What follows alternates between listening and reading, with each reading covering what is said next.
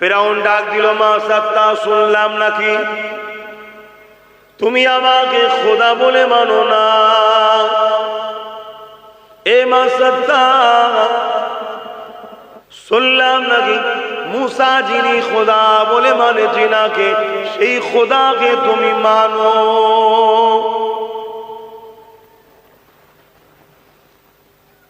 এ না জানেরা, সত্য কথা বললে ফিরাউন জানে মেরে দেবে, সত্য কথা বললে ফিরাউন হত্যা করে দেবে।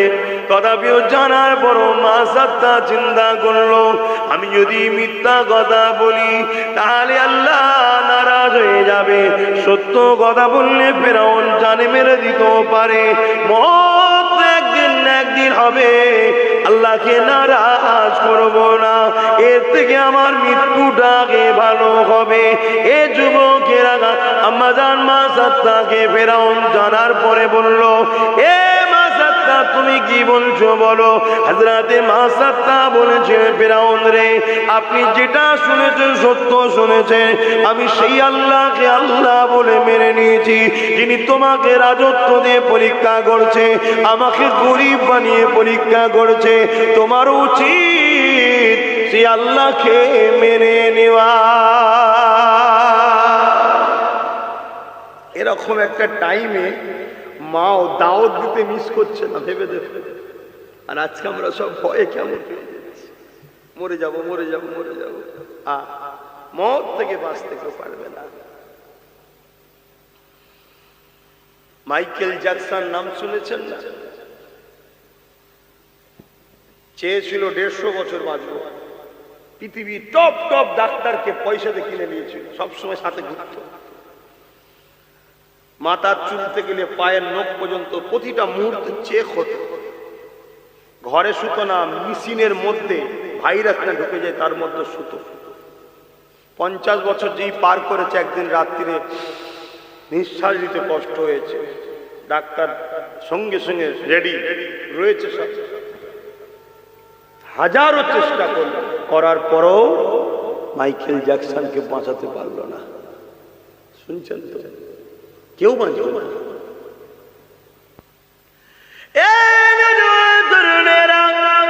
হযরতে মুসা আলাইহিস সালামকে নবী বলে, আল্লাহকে আল্লাহ বলে হযরতে মা সাত্তা তিনি কলেমা পড়ে নিয়েছিলেন।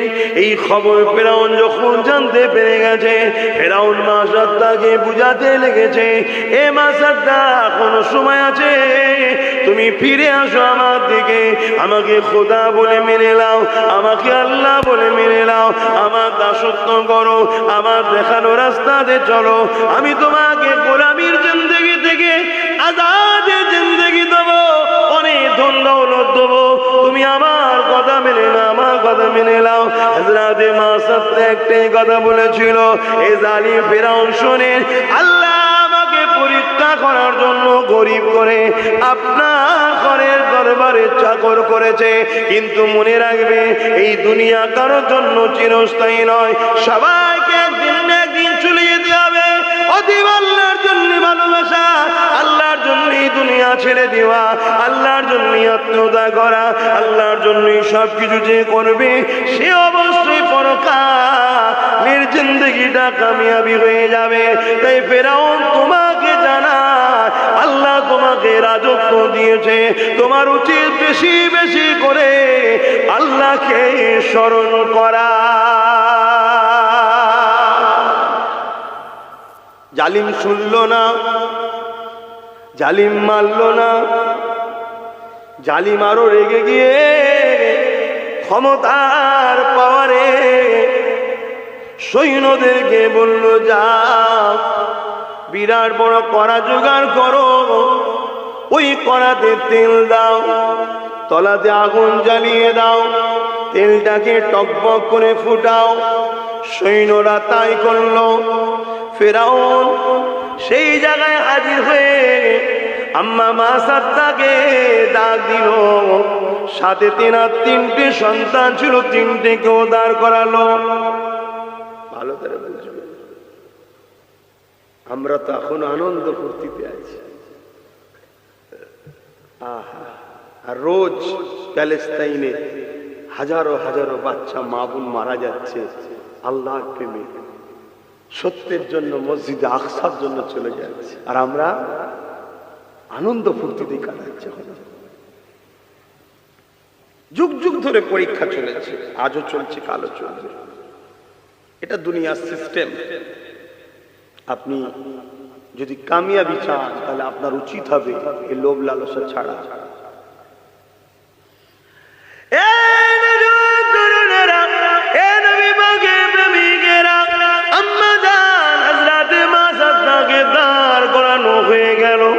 ফেরাউন এসে সিংহাসনে বসে রইল, ছোট ছেলেটা কোলে রয়েছে, ডান দিকে বড় ছেলে দাঁড়িয়ে আছে, বাঁ দিকে মেজ ছেলে দাঁড়িয়ে আছে। ফেরাউন জালিম শাসক বলতে লেগেছে, এ মাসাত্তারে, এখনো সময় আছে, মুসাকে নবী বলা ছেড়ে দাও। মুসা যে আল্লাহর পূজা করে যেতে নাকি ছেড়ে দাও, আমাকে খোদা বলে মেনে নাও। আম্মা ওই কঠিন মুহূর্তে টকবক করে গরম তেল ফুটতে লেগেছে, এমন করে সেই জায়গায় দাঁড়িয়ে আম্মা ইমানের পরীক্ষা দিয়েছে। কেননা আম্মা জানে চলে যেতে সবাইকে একদিন না একদিন হবে, হায়াত মওত আল্লাহর হাতে রয়েছে। আল্লাহ যদি আমাকে এই গরম তেলের মাধ্যম দিয়ে মৃত্যু দেয়, এ থেকে বাঁচার আমার কোনো উপায় না। কিন্তু আল্লাহকে ভালোবেসে আমি যদি ইমানকে বাঁচিয়ে নিজের পায়ে মজবুত করে দাঁড়িয়ে যেতে পারি, আমার দয়াময় আল্লাহ আমার আখিরাতের প্রতিটা মঞ্জিল কামিয়াবি করে দেবে। এই জন্য আম্মা ওই রকম একটা জায়গাতে পা কাঁপলো না, আম্মা জবান দিয়ে একটাই কথা বলতে লেগেছে, এ ফেরাউন শোনো শোনো, ক্ষমতার জোরে তুমি আমাকে জুলুম করছো, ক্ষমতার জোরে তুমি আমাদেরকে হত্যা করতে পারো, কিন্তু মাসাত্তার হৃদয়ে আল্লাহ রয়েছে। ওই জায়গা থেকে পৃথিবীর কোন ক্ষমতা আল্লাহ পার করতে পারবে না। আরো জোরে বলুন সুবহান।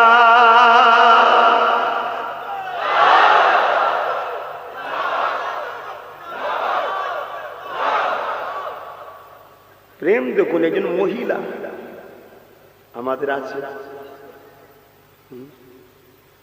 আমরা তো সামান্য টাকায় বিক্রি হয়ে যাচ্ছি।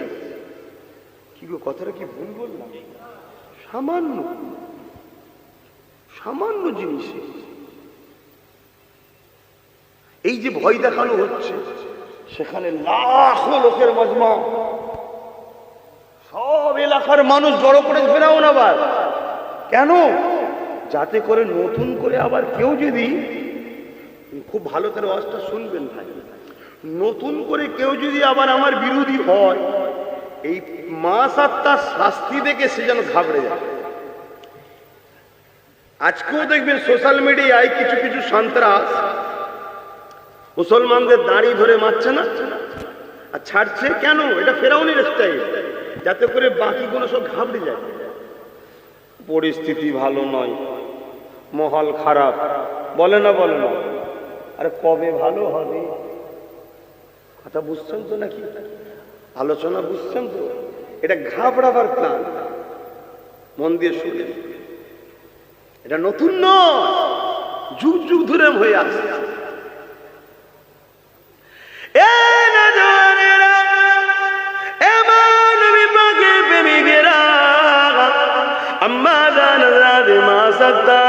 ওই একটা জায়গায় দাঁড়িয়ে থাকলো। ফেরাউন শোনো, তুমি সেই আল্লাহকে মেনে নাও যিনি জমিনের মালিক, যিনি আসমানের মালিক, যিনার কুদরতি হাতে মানুষের মৃত্যু রয়েছে। তিনি ইচ্ছা করলে মানুষকে মৃত্যু দেন, তিনি মানুষকে হায়াত দেন। যিনি জমিন আসমান কায়নাত সৃষ্টি করেছে আল্লাহ, তিনি তিনাকে মেনে না। যিনি তোমাকে সৃষ্টি করেছে, তিনি তোমাকে রাজত্ব দিয়েছে, তিনি তোমাকে ক্ষমতা দিয়েছে, এই দুনিয়া চিরস্থায়ী কেন নয়, তিনাকে মেনে নাও। এই কথাটা শোনার সাথে সাথে সৈন্যদেরকে জানিয়ে দিল, মাসাত্তার বড় ছেলেটাকে নিয়ে আগুনে ফেলে দাও।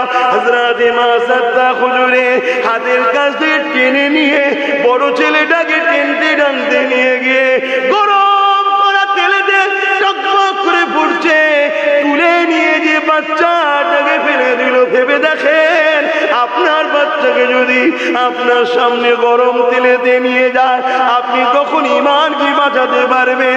আপনি কি রাসূলের উপরে মহব্বত রাখতে পারবেন? আপনি কি আল্লাহর উপরে মহব্বত রাখতে পারবেন? কুরবান যাক আম্মা মা সাত্তার কদমে, আমি আব্বাস আমার বাপ মা জান কুরবান যা। এ যুবকেরা, আম্মার চোখ দিয়ে পানি বেরিয়ে গেছে, আসমানের দিকে তাকিয়ে বলে, আল্লাহ আপনি আমাকে পরীক্ষা নিতে লেগেছেন। আল্লাহ আল্লাহ পাক আপনি আমাকে সবর দেন। আল্লাহ 10 মাস 10 দিন ধরে যে বাচ্চাটাকে মায়ের পেটে ধরে রেখেছিল, আল্লাহ সেই বাচ্চাকে চোখের সামনে গরম তেলেতে পুড়তে লেগেছে। বাচ্চা এদিকে মা মা মা করে ডাকতে লেগেছে, আম্মা আপনি বাঁচান, আম্মা আপনি দেখেন, এইভাবে বলতে লেগেছে। আর মা সাত্তা বলে, বাবা ছেলে সবর করো বাবা, আল্লাহর কাছে তুমি ফিরে যাবে বাবা, সবর করো বাবা, চিন্তা করো না বাবা, আল্লাহর উপরে ভরসা রাখো বাবা। এইভাবে মা বুঝাতে লেগেছে। মায়ের চোখের সামনে বড় ছেলেটাকে আগুনে ফেলে দিল, এমন করে কড়া গরম তেল ফেলে দিল, টকবক করে তেল ফুটতে লেগেছে। কিছুক্ষণ বাচ্চারা ছটফট করার পরে নিস্তেজ হয়ে গেল, জানটা বেরিয়ে গেল। এ যুবকেরা, মা সাত্তাকে এবারে বলা হয়, এ মা সাত্তারে এখনো দুটো ছেলে আছে, সেই দুটোকে নিয়ে ঘরে যা। মা সাত্তা একটাই কথা বলে, ফেরাও। এমনকি আম্মা যারা আসিয়াকে পর্যন্ত জুলুম করতে ছাড়েনে।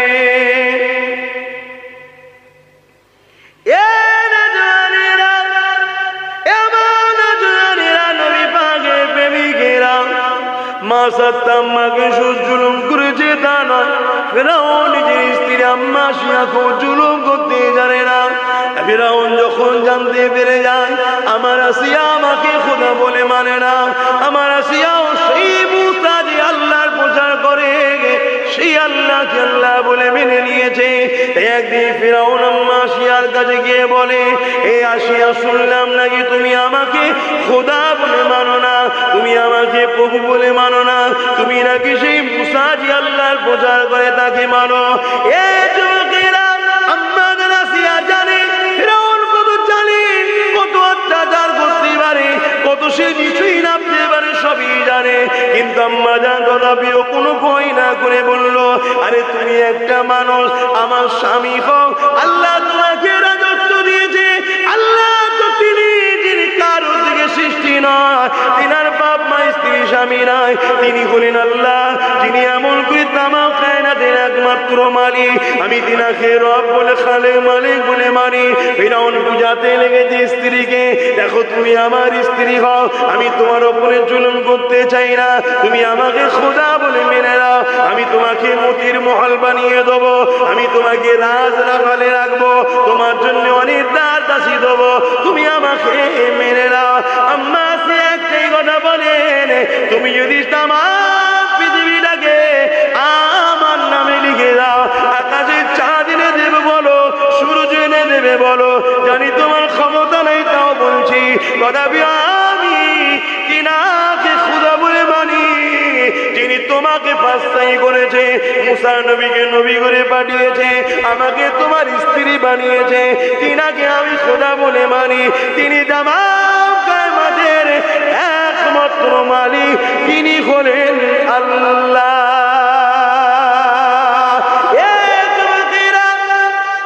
এই কথাটা শুনে ফিরাউন লাল হয়ে গেল, লাল হয়ে যে বলতে লেগেছে, আসিয়া রে, মনে করো না তুমি আমার স্ত্রী বলে আমি তোমায় ছেড়ে দেবো, আমার রাজত্ব টিকাবার জন্যে আমি সব কিছু করতে পারি। যদি দুনিয়ার মানুষ জেনে যায় ফিরাউনের স্ত্রী ফিরাউনকে খোদা বলে মানে না, তাহলে আমার পাংচার হয়ে যাবে, আমার প্রেস্টিজ খারাপ হয়ে যাবে, সমাজে আমার বিরোধী লোক বেড়ে যাবে। এ ফেরাউন আসিয়া, তাই তুমি মনে করো না আমি তোমাকে ছেড়ে দেবো। আম্মা আসিয়া বলেছিলেন, না আমিও আশা রাখি না, কেন আমি তোমাকে চিনি, তুমি কত বড় জালিম। তবে শুনে রেখে দাও, আমি যিনাকে খোদা বলে মানি, তিনার জন্য আসিয়া নিজের জীবনটাকেও দিতে পারে। আরো জোরে বলুন সুবহান।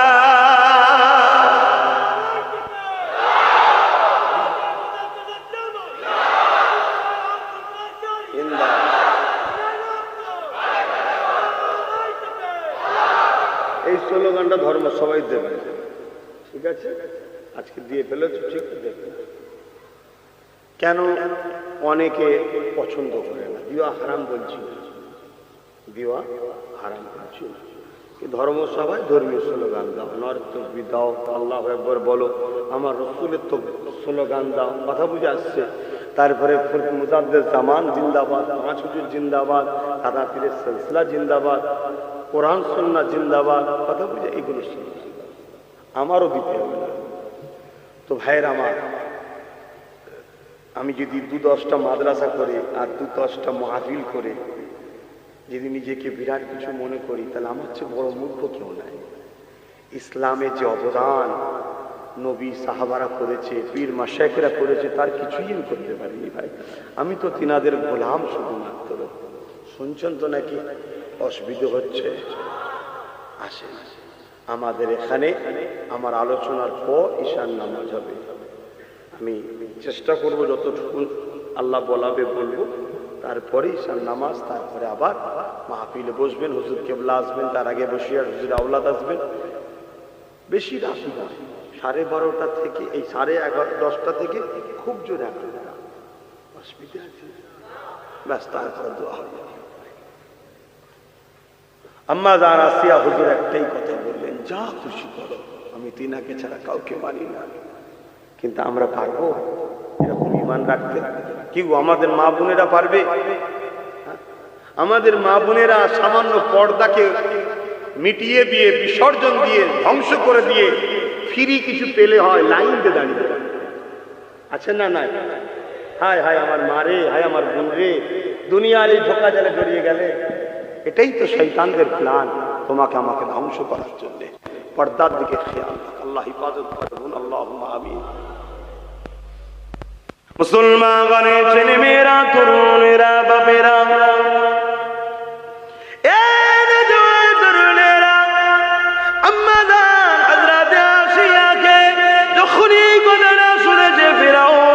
সহ্য করতে পারে না। ফিরআউন যখন সৈন্যদেরকে বলে দিয়েছে, যাও আসিয়াকে ঘোড়ার সঙ্গে পায়ে বেঁধে দাও, ঘোড়ার পায়ের সঙ্গে আসিয়ার পা বেঁধে দাও, ওই বেঁধে দিয়ে টানতে টানতে নিয়ে গিয়ে মরুভূমির গরম পানির উপরে আসিয়াকে শুইয়ে দিয়ে তার বুকের উপরে বাড়ি পাথর চাপিয়ে দাও।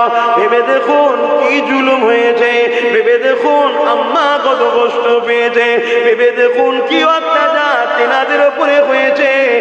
আজ আমরা কি করতে লেগেছি? সামান্য অভাবী সংসার হলে আমরা কোনটা হালাল কোনটা হারাম ভুলে যাচ্ছি। সামান্য দুনিয়া জমিনে কেউ একটু হাওয়া দিলে তার হয়ে কোনো গানে শুরু করে দিলাম, কিন্তু একবারও ভাবলাম না আরে আমাদের জিন্দেগির মকসাদ একটা, নবীর গোলামি করা, আল্লাহ দাসত্ব করা। গরম বাড়ির উপরে চিৎ করে শুইয়ে দিয়ে বুকের উপরে বাড়ি পাথর চাপিয়ে দেওয়া হলো। আম্মা নিঃশ্বাস একদিকে নিতে পারছে না, আর একদিকে গরম বাড়িতে পিঠটা পুড়ে যাচ্ছে। ভেবে দেখুন, অনুতপ্ত করে দেখো, বসে বসে বসে বসে অনুভব করে দেখো কতটা কষ্ট সেদিন আম্মা শিয়াকে দেওয়া হয়েছিল। আম্মা এত কষ্ট সহ্য করার পরও জবান দিয়ে আসমানে দিয়ে তাকিয়ে বলতে লেগেছে, আল্লাহ আসিয়াকে আপনি কবুল করে না, আসিয়াকে আপনি আপনার প্রিয় বান্দিদের দলমুক্ত করে না। আল্লাহ আসিয়ার উপরে আপনি রাজি খুশি হয়ে যান। এই যুবকেরা পাশ দিয়ে মুসা আলাইহিস সালাম কোন রাস্তায় কাজে যাচ্ছিল, এই দৃশ্যটা দেখে মুসা নবী সেখানে হাজির হলো। মুসা নবীকে দেখে আম্মা সালাম দিলে মুসা নবীকে বলতে লাগলো, মুসা নবী আমার এই দৃশ্য কি আল্লাহ দেখছে? মুসা নবী বলতে লাগলেন, আম্মা সবর করে, খুব শিগগিরই আল্লাহর অগণিত রহমতের ফেরেশতারা আপনার মুলাকাতে আসবে, তারা কাতার দিয়ে দিয়েছে, আপনার মুলাকাতে আসবে। কিছু কথা বলে মুসা নবী রওনা দিলে সঙ্গে সঙ্গে বিশাল ফেরেশতা বাহিনী এসে আম্মাকে ডানা দিয়ে ছায়া করে দিলে। এদিকে ফিরআউন সৈন্য পাঠিয়ে দিয়ে বলল, যাও আসিয়াকে বুঝাও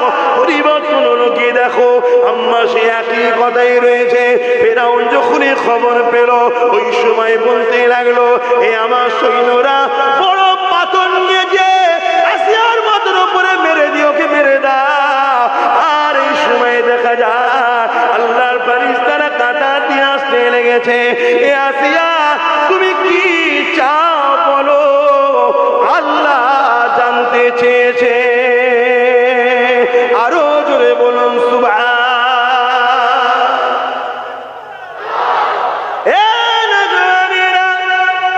ভেবে দেখুন, আল্লাহ ফেরেশতা পাঠিয়ে দিয়ে আম্মার কাছে জানতে চেয়েছে তুমি কি চাও বলো। শুনছেন তো? আম্মা বললেন, যান আল্লাহ পাক যেন আমার উপরে খুশি হয়ে যায়।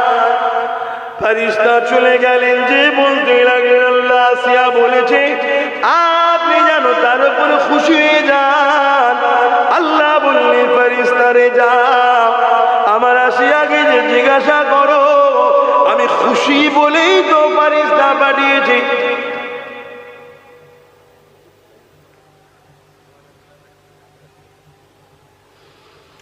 আর কি চাই জিজ্ঞাসা করো। আরো জোরে বলুন না সুবহানাল্লাহ। হাই রে মুসলমান, সুবহানাল্লাহ বলতে আমাদের কোন খুশি হচ্ছে। তারা জান মাল সব কুরবান করে দিল। ফেরেশতারা গিয়ে আম্মাকে আবার জিজ্ঞেস বললেন যে তোমার উপরে খুশি বলেই তোমাদের পাঠিয়েছে, কি চাও বলো, আল্লাহ জিজ্ঞেস করেছে। আম্মা বললেন, তাহলে আল্লাহ যেন আমাকে একটু জান্নাতে ঘর দেয়। ফেরেশতারা গিয়ে বললেন যে আল্লাহ আপনার আসিয়া বলেছে জান্নাতে যেন একটু ঘর দেয়। আম্মা জানের কাছে এই কথাটা শুনে আল্লাহকে যখন বললেন, আল্লাহ বলেন, এ ফেরেশতারে আমার আসিয়ার কষ্ট অনেক বেশি, এবং রাজার বিবি হয়ে এত লোভ লালসা সব দিয়েছে, সব ত্যাগ করে দিয়ে একটা গরিব আল্লাহ ডাকা ধনী আল্লাহ ডাকার মধ্যে পার্থক্য আছে না? না, গরিব তো নাচা আর কি করবে আল্লাহ ছাড়া, ধনী সব থাকার পরও আল্লাহ ডাকছে, এর গুরুত্ব অনেক বেশি। জোরে বলে সুবহানাল্লাহ। আসিয়া ও তো রাজার স্ত্রী, ও তো কোনো অভাব নেই, মতির মহল করে দেবে বলেছিল, দাস দেবে বলেছে, তাও ছেড়ে দিয়ে আমাকে পাগল হয়ে ডাকছে, এত কষ্ট করছে। যারে ফেরেশতা আর কি চাই জিজ্ঞেস কর না।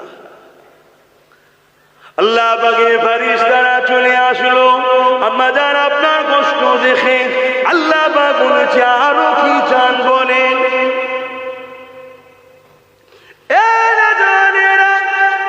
আম্মা জানের মনে পড়ে যায় ফেরাউন দিন আগে বলেছিল এমন করে মতির মহল বানিয়ে দেবে, অনেক দাসী দেবে, সবকিছু ত্যাগ করে দিয়েছে। আমার আল্লাহ যখন সুযোগ দিয়েছে, আমি আমার মালিকের কাছে ওই মতির মহলের আশা রাখবো। আম্মা জানার সময় বলে দিলেন, ফেরেশতারে যাও আমার আল্লাহকে যে বলো জান্নাতে একটা যেন মতির মহল আল্লাহ দেয়, ওই মহলটা এমন জায়গায় যেন দেয় যে জায়গা থেকে যখন খুশি সর্বসময় আল্লাহকে যেন আসিয়া দেখতে পায়। এই কথাটা শুনে ফেরেশতাদের মধ্যে আলোচনা হতে লাগলো। আসিয়া বড্ড বেশি চেয়ে ফেলেছে, আসিয়ার দাবিটা বড্ড বড় হয়ে গেছে। এই আলোচনা করতে করতে ফেরেশতারা যাচ্ছে আল্লাহ পাকের দরবারে, যখন সিজদায় পড়ে যায় আমার আল্লাহ আওয়াজ দিতে লেগেছে, ওরে আমার ফেরেশতারা আমার আসিয়া বড্ড বেশি চাইলে, আমার আসিয়া বড্ড বেশি চেয়ে ফেলেন রে। ওই যে মতির মহলটা জান্নাতে বানিয়েছি ফেরেশতা, তোরা কি জানিস ওটা কার জন্য বানিয়েছি? ফেরেশতারা বলতে লাগে, আল্লাহ না জানি না, আমার আল্লাহ জানিয়ে দিলেন রে। ওরে আমার ফেরেশতারা, ওই মতির মহলটাকে আমি আল্লাহ আসিয়ার জন্যই বানিয়ে রেখে দিয়েছি। ওই মতির মহল থেকে আসিয়া যখন খুশি আমাকে দেখতে পাবে, আর কিয়ামতের দিনে জান্নাতে আসিয়ার সঙ্গে আমার আমির আল্লাহ মুহাম্মদ রাসূলের বিবাহটা আল্লাহ আমি পড়িয়ে দেব। আরো জোরে বলুন সুবহান। নারে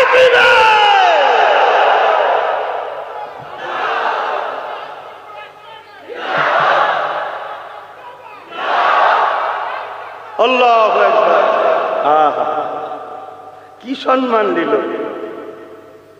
কেন? ফেরাউন তো বেঈমান, কাফের, জাহান্নামী। আল্লাহ আম্মার এই মর্যাদা দিলেন। তাহলে ভেবে দেখো, সেই আম্মা আসিয়া আল্লাহর খুশির জন্য নিজেকে কোন জায়গায় পৌঁছে দিলেন, নিজের জানের মায়া করলেন না। ঠিক এই কথা হচ্ছে, ঠিক এমনই সময় ফেরাউনের সৈন্যরা বিশাল পাথর তুলে নিয়ে এসছে, আম্মার মাথায় মেরে মেরে দেবে। আল্লাহ বলছে, ফারিস্তা জিবরিল জলদি করে যাও, ওর মাথায় পাথরটা ফেলার আগে ওর জানটা কবজ করল। আমি আর আসিয়াকে পরীক্ষা নিতে চাই না। জোরে বলুন সুবহানাল্লাহ।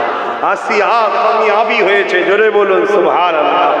আম্মা কামিয়াবি হয়ে গেছে, জোরে বলুন সুবহানাল্লাহ। এই জিন্দেগিতে আমরা শুধু শুনে যাব আর সুবহানাল্লাহ বলে যাব, তাই তো নাকি? কামিয়াবির জন্য চেষ্টা করার দরকার আছে না নাই? জোরে বলুন, দরকার আছে না না? কামিয়াবির প্রথম রাস্তা হলো সবকিছুর থেকে বেশি আমার নবীকে আদব ও পিয়ার করতে হবে। জোরে বলুন সুবহানাল্লাহ। কামিয়াবির প্রথম রাস্তা, প্রথম এটা হলো ঈমান। রাসূলকে জানের থেকে বেশি ভালোবাসা ও সবকিছুর উপরে আদব করা, এটা হলো কামিয়াবির প্রথম স্টপেজ। এরপরে কামিয়াবি হলো আল্লাহর খুশির জন্য নামাজ পড়া, আল্লাহর খুশির জন্য দান খয়রাত করা, আল্লাহর খুশির জন্য নিজের জান মালকে আল্লাহর রাহে খরচ করে দিবা। জোরে বলুন সুবহানাল্লাহ। যেমন বদরের ময়দানে সাহাবা হুজুররা নিজেদের জানকে কুরবান করে দিয়েছিলেন। জোরে বলুন সুবহানাল্লাহ। আরো জোরে বলবেন না সুবহানাল্লাহ? নারে দিবে। আমরা নিজেদের জান মাল সবই আল্লাহর রাহে কবুল কুরবান করতে প্রস্তুত হইছি তো নাকি? জোরে বলুন, হইছি তো নাকি? জান লাগলে জান আল্লাহর রাহে, মাল লাগলে মাল আল্লাহর রাহে। আমরা কি দিতে পারবো? একটু হাত তুলে বলুন, দিতে পারবেন? একটু লম্বা করে হাত তুলে বলুন, নারে তাকবীর, নারে তাকবীর। দেখুন কিভাবে কোরআনের পাখিগুলো লাইন দিয়ে আসছে। এই কোরআনের পাখিদের ঘরে আমরাই তো এদের পাশে দাঁড়িয়েছি। এদের কামিয়াবির জন্য আমরা যেমন দোয়াও দিয়েছি, দাওয়াও দেবো। বলুন ইনশাআল্লাহ, বলুন ইনশাআল্লাহ। নারে দিবে। এই যে একটা মুহূর্ত, ইনারা এতজন কোথায় বসবে? ধরবে তো এতজন, ভেঙে না পড়ে যাবে?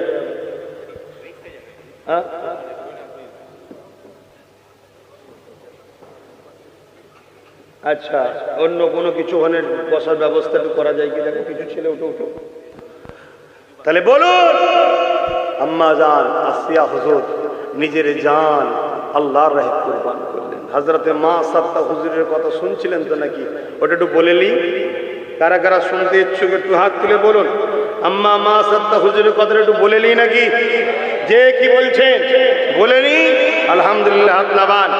কিন্তু আম্মা মা সাত্তা হুজুর নিজের বড় ছেলেটা গরম করা তেলেতে টকবক টকবক করে ফুটতে ফুটতে ঠান্ডা হয়ে গেলেন, চুপ হয়ে গেলেন। ইন্না লিল্লাহি বলুন ওয়া ইন্না ইলাইহি রাজিউন। এই পৃথিবী কারোর জন্য চিরস্থায়ী নয়। আজ আছি, কাল নাই, চলে যেতে হবে, তাই তো নাকি গো? তো বলুন, আম্মা জানের মতো মহব্বত ভালোবাসা আমাদের আছে? বলুন আছে? আমরা তো সামান্য কিছুতে বিক্রি হয়ে যাচ্ছি।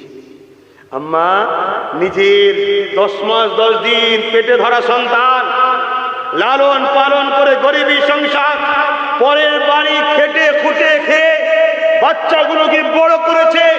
আজকে সেই বাচ্চা জালিম সন্ত্রাস ফেরাউনের আর গরম তেলেতে পড়তে হয়েছে। কেন? আল্লাহর প্রেম ভালোবাসার জন্যে, আল্লাহর ভালোবাসার জন্যে।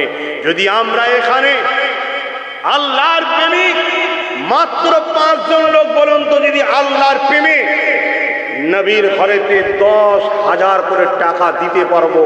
এখন নগদ থাকলে নগদ নিয়ে আসবেন, নাই নাম লিখাবেন, পরে দিয়ে দেবেন। 5টা মানুষ বলুন তো দেখি, কে প্রথম হাত তুলে দেখি?